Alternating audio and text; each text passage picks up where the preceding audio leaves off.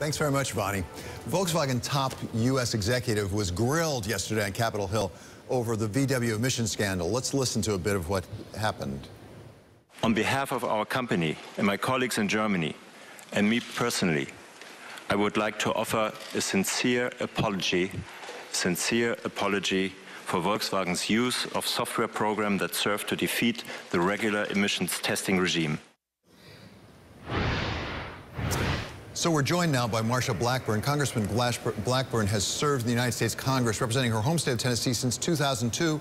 She is a member of that powerful House Energy and Commerce Committee, which held those hearings on the VW scandal just yesterday. She joins us from Washington. Thank you for joining us, Congressman Blackburn. Good to be with you. Thank you. So give us a sense of what you're trying to accomplish with this committee at this point. I mean, it appears that the problem is a very large one. We're not sure how large. What are your goals as a congressman? Our goal is to find out exactly how this happened, when it happened, why it happened. Is it just in the VW models? We're also looking at Audi with the diesel product there having a defeat device on it. And we want to know if it is into other European makes of cars. And part of the reason of knowing why they did this is you look at the stringent environmental controls that the EU has been up against after Rio and after Kyoto, and those go into effect. And did engineers say, hey, let's re-engineer this because we can't make the car any lighter. We have standards we have to meet. We can engineer into the software a way to turn this on and turn it off at the appropriate time so that a vehicle passes its emission test, but then it doesn't compromise what is happening with their miles per gallon or miles per liter. So we want to delve a little deeper into that engineering. I will tell you this. We were very disappointed yesterday that Mr. Horn did not have more specifics for us. We would like to have known that they were beginning to isolate some of who carried this out and the reasoning of why. Yeah, we were very disappointed.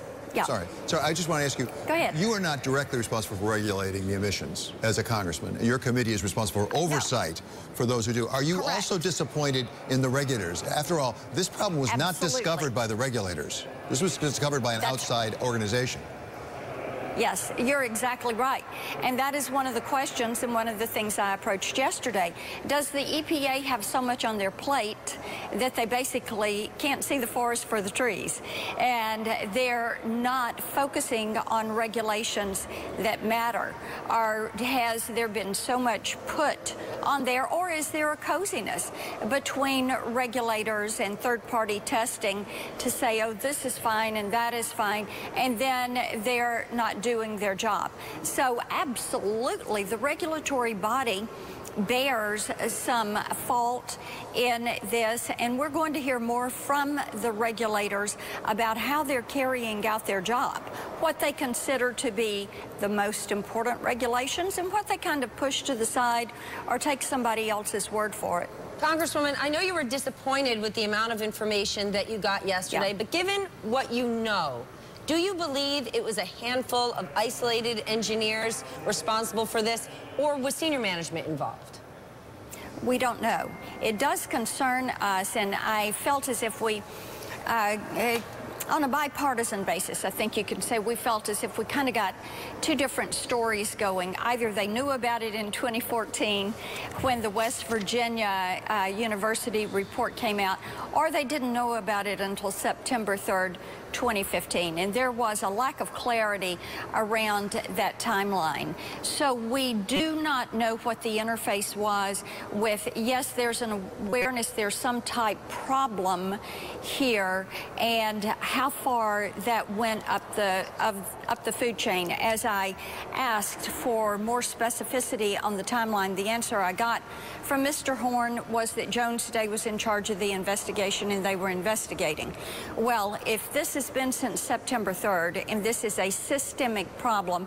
And we have U.S.-based dealers who have lots full of product that they now have money out, and they can't sell the product. I think I'd have a little bit more of a timeline on what we're going to do to make these dealers whole, what we're going to do to make the consumers that own the cars whole, how we're going to handle these emissions tests, and how we're going to fix this problem. And do you expect this to lead to legislation or to further regulatory action, or what do you expect to come out of all this? I think let's get a little bit further into digging with the regulators, because yes, indeed, that's where we can go the appropriations route or go in and recall some of these regulations, reposition things they have done through the rule-making process. But bear in mind, we've got nearly 500,000 cars on the road, and there are consumers that are going to have to take an emissions test, and they're trying to figure out, is this a car that they can drive or not, or how they're going to be made whole in this situation. Okay, thank you very much, Marsha Blackburn. Just before I let you go, I want to clarify one thing, because I've been hearing from our viewers during this. I'm calling you Congressman because my understanding that's how you prefer to be called. I'm not trying to show you any disrespect. Is that correct? That's right. That is actually the appropriate title for the job, because being a member of the U.S. House of Representatives is not a gender-specific job. Thank you very much. Thanks very much for joining us. I'm going to tell you, there are a lot of fun facts about David Weston. Disrespectful ain't on the list. There you go. Thank you, Stephanie.